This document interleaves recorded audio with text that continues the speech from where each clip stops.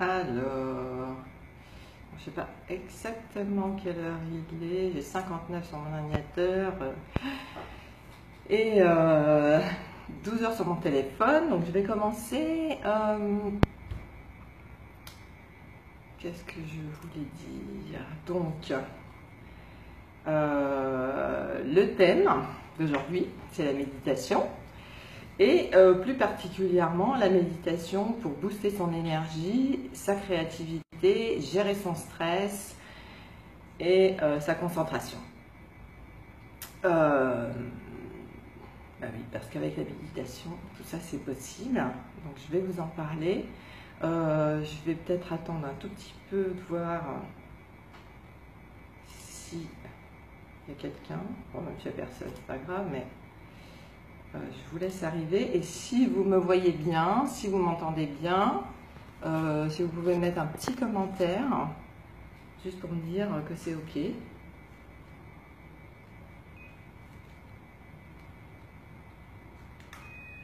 Voilà, je crois que le son sera meilleur comme ça.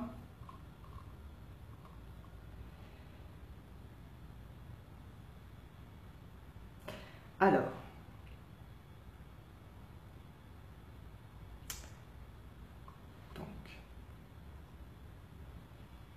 on va commencer.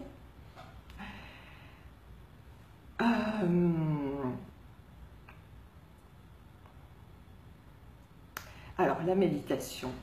Déjà, la méditation, qu'est-ce que c'est vraiment? Parce que je ne sais pas si tout le monde sait ce que c'est. Alors, la méditation, c'est pas juste s'asseoir et fermer les yeux. C'est ce qu'on pourrait croire, hein, quand on n'en a jamais fait et qu'on regarde les gens méditer, c'est exactement ce qu'on voit. Et c'est un petit peu plus que ça. En fait, la méditation, d'abord, c'est une pratique. Je voulais vraiment dire ça parce que on pourrait s'imaginer qu'en lisant des livres, en se renseignant sur le sujet, on peut devenir expert en méditation et c'est pas possible. La méditation, c'est vraiment comme un instrument de musique. C'est-à-dire que il faut commencer. Au début, on ne sait rien. Et c'est seulement en pratiquant qu'on va découvrir ce que c'est vraiment que la méditation. Vous imaginez bien que c'est pas en regardant quelqu'un jouer du piano que vous allez devenir musicien. Et bien là, c'est la même chose. Vous pouvez lire tous les livres que vous voulez, vous pouvez regarder toutes les vidéos que vous voulez. Peut-être que vous adorerez le piano, mais vous ne saurez pas jouer au piano tant que vous n'aurez pas essayé vous-même de jouer au piano. Et vous ne saurez pas non plus ce que ça fait que de jouer au piano tant que vous n'aurez pas essayé. La méditation, c'est vraiment ça. C'est vraiment quelque chose qui se pratique. Après, c'est comme la musique, il y a plein d'instruments, donc il y a plein de techniques de méditation. Le principe général étant que dans la méditation, on va se focaliser, on va focaliser son attention sur un objet qui soit intérieur, comme sa respiration, les sensations dans son corps, ou extérieur. On peut aussi méditer les yeux ouverts, en fixant une bougie par exemple, ou un objet. Donc il y a plusieurs techniques, mais l'idée vraiment principale, c'est de se concentrer, de porter toute son attention sur ce qu'on a choisi, sur ce sujet précis, que ce soit notre respiration. Ça peut être aussi une méditation guidée, auquel cas on se concentre sur ce qui est dit. Et cette concentration va permettre petit à petit, hein, peut-être pas dès la première fois, de prendre, en fait, de permettre de créer une distance entre soi-même et ses pensées. Parce que nous ne sommes pas nos pensées. On pourrait le croire parfois, mais nous ne sommes pas notre colère, nous ne sommes pas nos émotions. Et nous ne sommes pas nos pensées. On peut prendre de la distance, on peut les regarder avec un certain recul. Et de pouvoir faire ça, ça va permettre de regarder, de se positionner en observateur en fait de nos pensées et de nos émotions. Et du coup, si on est capable de les observer, on peut aussi du coup prendre conscience des émotions qu'on ressent dans certaines situations, prendre conscience de nos automatismes, de nos conditionnements, parce que la plupart des décisions qu'on prend, la plupart des choses qu'on fait, c'est conditionné en fait par tout le vécu qu'on a eu avant. On a des tas d'automatismes qui sont mis en place en grandissant. Notre expérience fait que petit à petit, notre expérience va enrichir notre façon de voir la vie, notre façon de réagir et va l'influencer en bien ou en mal. Enfin, disons qu'en tout cas, on va être fortement influencé par ce qu'on a vécu. Et de pouvoir observer ça, de pouvoir réaliser que dans certaines situations, on réagit toujours de la même façon, de pouvoir aussi juste sortir du train-train de la vie quotidienne, de sortir en fait du métro boulot dodo qu'on répète presque sans s'en rendre compte. On se lève le matin, on part sur notre routine, on se couche le soir et tac, la journée est finie et on s'est aperçu de rien, c'est passé la même chose qu'hier à peu près. Et la méditation, ça va nous permettre de nous stopper, de faire pause. Attends, on va regarder là, on va se poser et on prend juste un moment pour soi, un peu pour faire le point. Qu'est-ce qui s'est passé dans ma journée? Pourquoi j'ai réagi comme ça?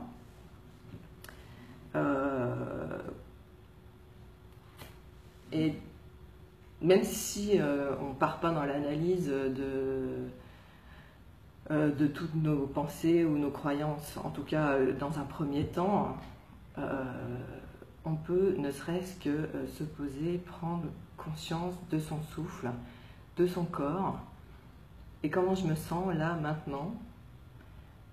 Et ça permet un grand relâchement, un grand... ça donne un grand bien-être en fait.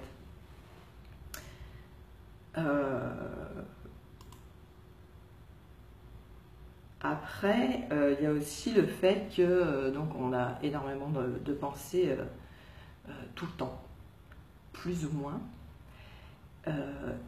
Et si on en a trop, on sature. Le mental, il ne s'arrête jamais.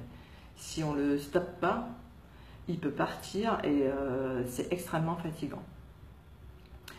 Donc en fait, quand je dis booster son énergie, booster sa créativité, c'est qu'au fond, on est des êtres pleins d'énergie et de créativité. Mais c'est notre vie,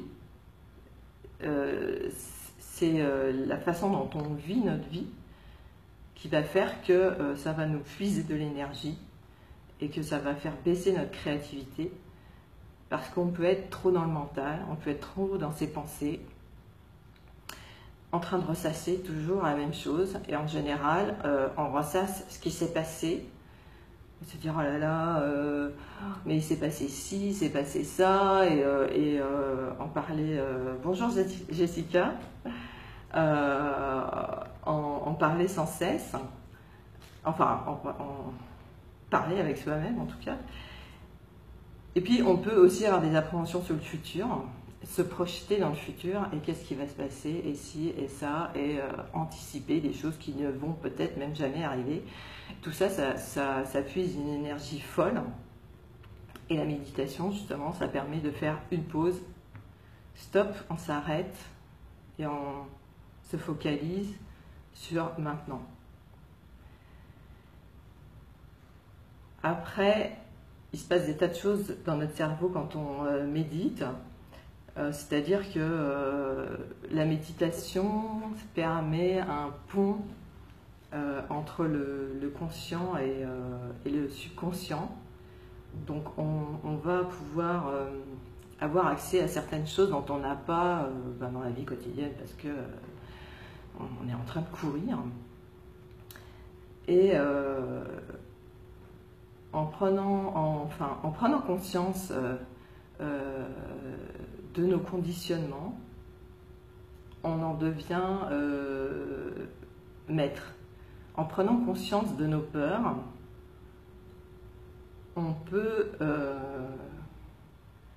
les comprendre, changer sa façon de voir les choses.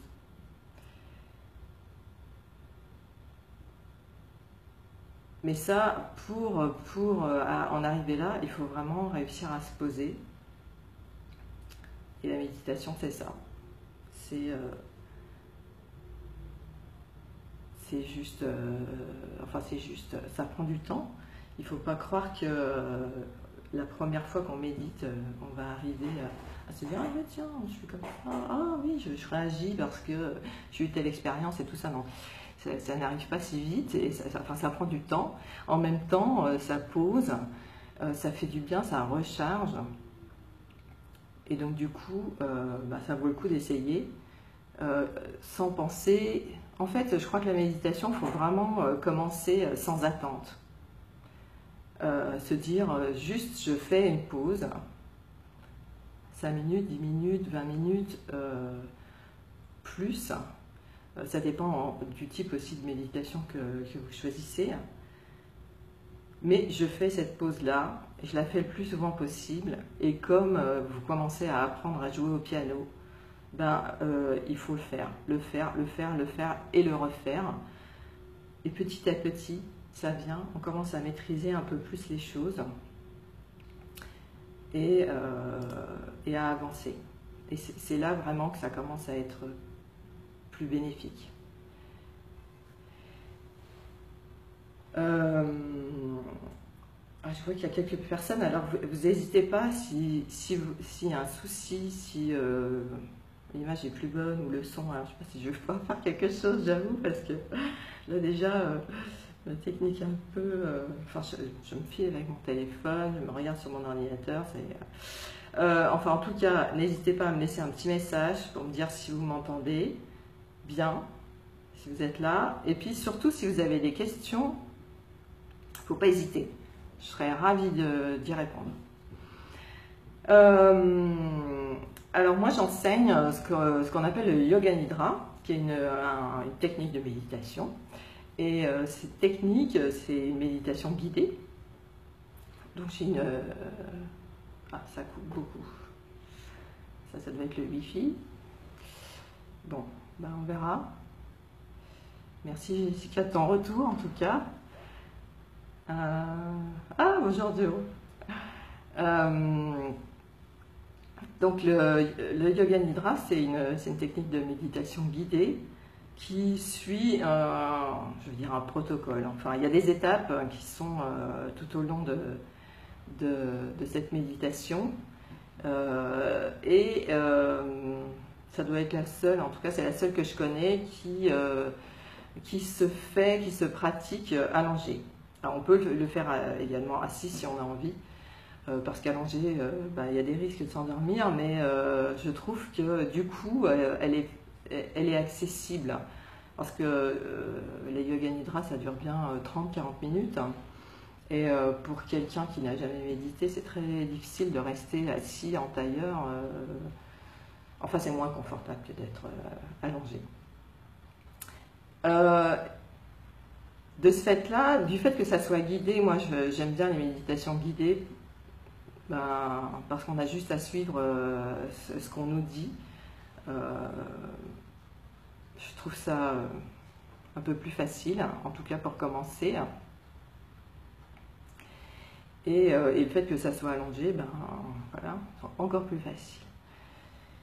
Donc la première étape du Yoga Nidra, c'est vraiment la relaxation, et ça, la relaxation du corps amène une stabilité qui est très importante. Et ça, on retrouve ça dans toutes les techniques de méditation. Le but, c'est de donner une certaine stabilité à son corps, parce qu'il n'y aura pas de stabilité mentale s'il n'y a pas de stabilité corporelle. Du coup, la première étape, et ça c'est valable dans toutes les techniques de méditation, c'est vraiment prendre conscience de son corps et arriver à une détente. Vraiment la détente la plus profonde qu'on puisse atteindre.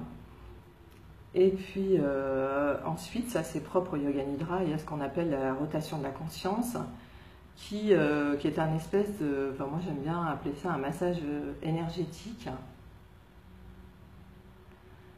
Alors, Joe nous dit ça peut être dur pour certains, la posture allongée. Pour ceux qui piquent du nez, bah ouais, c'est ça, c'est le seul problème. Je le connais bien, ça m'arrive de temps en temps. Bah voilà, le seul problème de la posture allongée, c'est de s'endormir. Néanmoins, je reste convaincue que même en s'endormant, c'est une méditation qui reste efficace. Parce que quand même, bizarrement, j'ai jamais vu personne dormir une fois que le Yoga Nidra est terminé. C'est-à-dire que c'est incroyable, mais une fois qu'on arrive à la fin, tout le monde se réveille. Tous ceux qui pouvaient dormir se réveillent, toujours. Donc du coup, je ne peux pas croire qu'on n'entend pas. Et moi, j'ai eu des périodes où je faisais énormément de Yoga Nidra et où je dormais. Et pourtant, j'ai vraiment senti des effets importants. Après, bah voilà, si on est fatigué, ça arrive aussi. Il faut savoir que 1 heure de Yoga Nidra, c'est 4 heures de sommeil. Donc voilà, c'est reposant aussi. Donc je continue dans les étapes. Donc la deuxième étape, exactement, on prend ce qu'on a besoin dans toutes les méditations, on prend ce qu'on a besoin. Il faut savoir aussi, je pense que c'est important, mais que dans toutes les méditations, il ne faut pas avoir peur de ce qu'on va découvrir. Parce que je crois qu'on ne découvre quelque chose que quand on est prêt à le découvrir. Et je dis ça parce qu'en fait, le Yoga Nidra peut amener à revivre beaucoup d'émotions. Ouais, je vais revenir à la rotation de la conscience. On peut être amené à revivre des choses. Il peut y avoir des choses qui reviennent. On est aussi amené à vivre des émotions. Et ça peut être fort, mais je pense qu'on ne vivra pas quelque chose dont on n'est pas capable de faire face. Enfin, c'est ma conviction en tout cas. Donc après, j'en étais. Première étape, relaxation. Deuxième étape, la rotation de la conscience. En fait, rotation de la conscience, ça veut dire qu'on va prendre conscience de chacun des éléments de notre corps. Tous les doigts, la main, le bras, les bras, tout le corps. On va balayer comme ça tout le corps. Et en fait, on dit rotation, parce que ça suit un circuit très précis qui commence par le pouce de la main droite, parce que dans notre cerveau, le pouce est extrêmement important. Et, enfin, il est représenté, la zone du pouce de la main droite, enfin des pouces d'ailleurs, et des mains, prend une place dans le cerveau. Si on devait avoir une projection du cerveau, enfin un dessin de la projection de notre cerveau, les mains prennent une place énorme. Notre visage aussi, c'est des zones très tactiles en fait, elles sont très reliées. Et on fait une rotation parce qu'en fait on commence donc par la main droite et on va suivre tout un circuit qui balaye tout le corps mais dans un ordre précis. Et moi je l'assimile beaucoup à un massage énergétique parce que là où la pensée va, l'énergie va. Et on le sent, sans même bouger, parce qu'on n'est pas censé bouger. On sent bien, si je pense à mon pouce de la main droite, je vais le sentir. On sent qu'il y a quelque chose qui passe. Donc ça, c'est, ça permet vraiment d'atteindre un état hyper relaxé et en même temps un état très particulier qui va nous permettre de regarder les choses et de vivre les choses en étant uniquement observateur, de ne plus être dans nos émotions, dans nos pensées, mais de pouvoir les observer. Et c'est là que ça devient vraiment intéressant.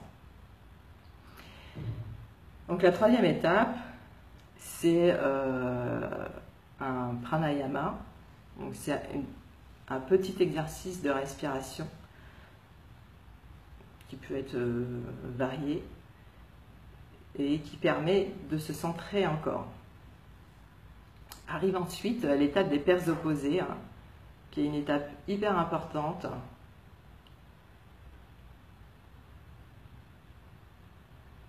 Alors, Joe demande, est-ce que tu pourras partager l'ordre des étapes, pouce droit, etc. Ça m'intéresse, c'est un peu comme les scans corporels dans la méditation pleine conscience. Oui, je pense que ça ressemble, hein. De toute façon, dans toutes les méditations, il y a une étape un peu corporelle. Et ben, il suffit que tu écoutes mes Yoga Nidra et tu auras exactement tout le déroulé. Tu commences par le pouce de la main droite, tu remontes tout le bras, tu descends tout le long du corps jusqu'au pied, tu passes à gauche, et ensuite, tu refais la même chose à gauche, et ensuite, en repartant des pieds, on remonte tout l'arrière du corps, puis tout l'avant du corps. Et il faut vraiment que tout ait été balayé, et il faut le faire au moins une fois, tout côté droit, tout côté gauche, tout l'arrière, tout l'avant. Et tu peux le faire plusieurs fois. Tu peux le faire avec un détail qui soit uniquement corporel, mais tu peux faire aussi une deuxième rotation de conscience, par exemple avec les organes internes. Ça peut être varié. Mais en tout cas, je t'invite à essayer, tu verras. Ça suit toujours ce même chemin. Et c'est important, en tout cas c'est comme ça qu'on me l'a enseigné, de suivre vraiment cet ordre-là. Et de ne pas mélanger en commençant par le bas ou en commençant par n'importe où. Ça suit vraiment une cartographie du cerveau en fait.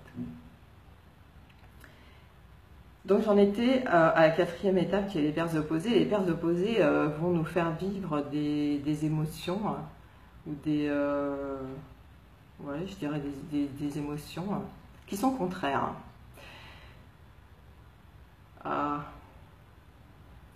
Bon bah Jessica, désolée si ça coupe trop. Est-ce que Joe, tu as ce problème-là aussi?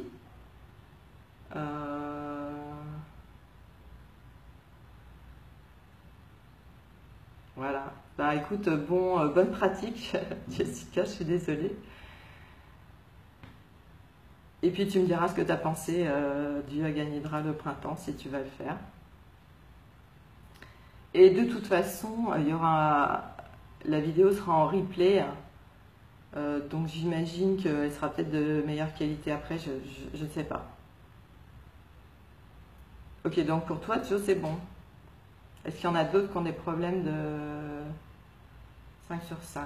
Ok, bon ben, je sais pas. J'espère que le replay sera mieux. Donc voilà, j'en étais aux paires opposées. Les paires opposées, en fait, vont faire vivre des choses, des émotions opposées. Parce qu'en fait, il faut bien être conscient qu'il n'y a pas de... Enfin, rien n'existe sans son contraire. On ne peut pas connaître le bonheur si on ne sait pas ce que c'est que la tristesse. On ne peut pas... D'ailleurs, c'est même pour ça que la vie est si importante, si riche, c'est qu'on sait qu'il y a la mort en face. Si on pensait qu'on était immortel, est-ce qu'on accorderait la même valeur à notre vie? C'est pas sûr. Ça permet aussi de montrer que tout existe, je veux dire, que chaque chose existe parce que son opposé existe, mais c'est la même énergie. c'est difficile à expliquer, mais comme ça, mais en tout cas, à vivre, on se rend compte déjà qu'on est capable, juste par l'esprit, hein, parce que si je vous dis de sentir que vous êtes triste, vous allez aller chercher cette émotion, vous allez aller chercher là où elle est. Et la joie, c'est juste la face opposée de la tristesse. C'est la même énergie. C'est juste deux faces de la même énergie. Et sachant qu'on est capable de vivre la joie, juste sur demande, ça veut dire que quand on est triste, on peut aussi revivre la joie. C'est-à-dire qu'on est capable de vivre des choses et on est capable d'inverser la polarité d'une énergie. La dernière étape, c'est des visualisations d'images et puis il y a une histoire. Et bon, moi, le Yoga Nidra, clairement, c'est ma méditation, c'est ma technique de méditation préférée parce qu'il y a une histoire. J'aime les histoires. Je sais pas, ça me fait vivre des choses. En général, il y a beaucoup de symboles et c'est hyper reboostant. Ouais, c'est exactement ça. C'est le pouvoir de l'intention. C'est montrer aussi, enfin, c'est vivre quelque chose d'intense et voilà, montrer en fait à notre subconscient, tiens, regarde, t'as vu, je suis capable de vivre ça, ça existe, et à ce moment-là, j'ai pas peur, j'ai pas mes blocages, j'ai pas mes clichés, j'ai rien qui m'empêche de vivre ça. Et après, il y a plein de choses qui se passent, j'avoue, à notre insu. Je pense qu'on ne peut pas tout savoir. Néanmoins, je sais que ça nettoie, que la méditation, ça nous nettoie. Ça nous nettoie le subconscient. Ça nous nettoie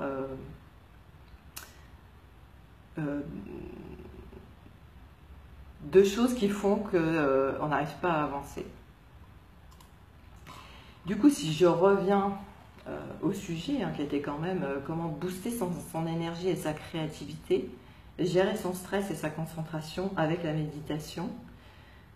Booster sa créativité, en fait, c'est juste parce que on va se nettoyer l'esprit, on va dégager le mental et on va donner de l'espace à autre chose.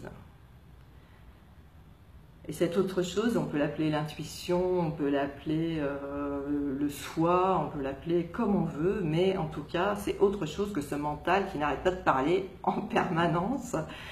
Et ça donne beaucoup d'espace. Et cet espace-là, c'est un espace de création. On devrait l'avoir. On devrait l'avoir naturellement. D'ailleurs, on l'a naturellement. Enfin, les enfants l'ont naturellement. Nous, on l'a perdu parce qu'on est dans notre quotidien avec le vélo, là, et on pédale. Et voilà, on ne prend plus le temps de se libérer l'esprit et du coup d'être créatif. Après, gérer son stress et sa concentration, gérer son stress, rien que de méditer, je veux dire, rien que de relâcher son corps, ça a des effets incroyables. Ça fait descendre la pression artérielle, ça fait descendre notre cœur bat moins vite, ça réduit le taux d'adrénaline qu'on a dans le sang. Du coup, tout ça, en fait, c'est des effets qui contrebalancent le stress. Ça rééquilibre notre système sympathique et parasympathique. Le stress déséquilibre tout ça. Du coup, la méditation vient rééquilibrer, vient gommer tous ces effets. Et à fur et à mesure qu'on médite, qu'on prend de l'assurance, comme un musicien commence à bien jouer au piano, petit à petit, on peut travailler sur des points plus précis, on rentre plus facilement aussi en état méditatif. Du coup, la concentration est plus facile, l'effet sur le stress est beaucoup plus immédiat. Et du coup, on se connecte beaucoup plus rapidement à sa créativité aussi. Et l'énergie, on en perd moins, je dirais. En fait, c'est pas tant que ça booste l'énergie, c'est que on en perd moins dans dans un mental complètement sursaturé, angoissé. C'est très efficace la méditation sur les angoisses. Voilà. Donc, est-ce qu'il y a des questions? Je serais ravie d'y répondre. Je regarde si j'ai rien oublié. C'est ce que je voulais dire. Bon, le sujet est super vaste. Il y aurait plein d'autres choses à dire. Moi, je voulais juste expliquer un petit peu, en fait, qu'est-ce que c'est que la méditation et qu'est-ce que ça peut apporter. Et peut-être enlever aussi les clichés. On parle toujours de méditation, mais sans vraiment savoir ce que c'est. En fait, qu'est-ce que c'est? Pourquoi est-ce qu'on médite? Eh bien, en tout cas, moi, je médite parce que ça me rend heureuse. Je médite parce que ça me nettoie ma tête de toutes ces choses négatives. Et ça me nettoie, quand je dis que ça me nettoie, c'est durable, hein, c'est pas juste sur le moment. C'est vraiment, par exemple, je vais donner un exemple super précis. Ah, salut Joe. Ok. Bah, tu verras le replay pour la suite. À bientôt. Je vous donne un exemple. J'étais ultra sensible au son. J'étais incapable de dormir dans un endroit bruyant.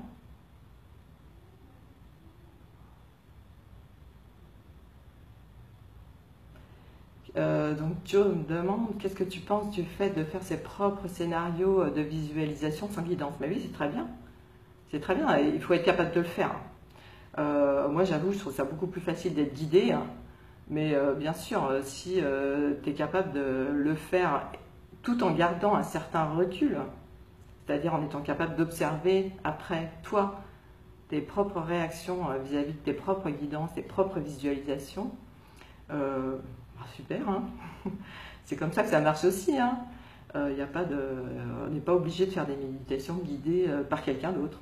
On peut aussi se faire ses propres méditations guidées ou juste rester attentif sur son souffle, sur une idée, Après, c'est à chacun de trouver en fait la technique qui lui convient le mieux. C'est comme les instruments de musique. Il y en a qui vont préférer jouer du piano, d'autres de la guitare. Il y a une base qui est commune, ça fait de la musique. Il y a le solfège, les notes, tout ça. Mais finalement, on a chacun nos instruments de prédilection. Donc j'en reviens sur l'exemple que je donnais. J'étais extrêmement sensible au bruit. J'étais incapable de dormir s'il y avait le moindre bruit. Ça me réveillait toujours. Et je me suis aperçue qu'avec la pratique de la méditation, ça ne me dérange plus du tout. Je trouve ça insensé. Je ne peux pas vous dire pourquoi, mais je sais que c'est ça. Je sais que c'est grâce à ça. Je sais que ça a dû, je ne sais pas, déconnecter le truc qui dit qu'à chaque fois qu'il y a un bruit, il faut être sur ses gardes, il faut être à l'affût, je ne sais pas. En tout cas, moi, c'était impossible pour moi de dormir avec du bruit, le moindre bruit me réveillait. Mais même le bruit en général, dans les transports ou... je reste sensible au bruit, c'est-à-dire que j'aime pas forcément les atmosphères dans un restaurant bruyant, j'aime pas ça, mais ça me dérange plus pour dormir, ça me dérange même presque plus nulle part. En tout cas, j'ai changé, cette façon de vivre le bruit. Et ça, c'est la méditation qui m'a apporté ça. Et qui m'a apporté d'autres choses, c'est-à-dire que ça, petit à petit, donc on est nettoyé de ça. On parle de transformation. Moi, je voudrais juste dire que oui, ça transforme, mais en fait, c'est comme si on revenait à nous-mêmes. On ne va pas devenir quelqu'un d'autre. Je voulais aussi dire ça parce que moi, ça me faisait peur. Je me disais, oui, mais transformation, transformation. Et qui je vais devenir? En fait, on devient juste ce qu'on est, mais on devient beaucoup plus. On peut vraiment être véritablement soi. Voilà. S'il n'y a pas d'autres questions, je vais m'arrêter là. Je crois qu'il y a un petit décalage. Je vais regarder. Un petit décalage entre quand je parle et quand vous recevez ce que je dis. Voilà, bah, j'étais ravie de partager ça avec vous. J'espère que ça va vous donner envie de vous lancer. Et puis voilà, bah, si vous avez des questions, que vous n'étiez pas au live et que vous avez des questions, vous pouvez sûrement les mettre en commentaire et je serai ravie d'y répondre.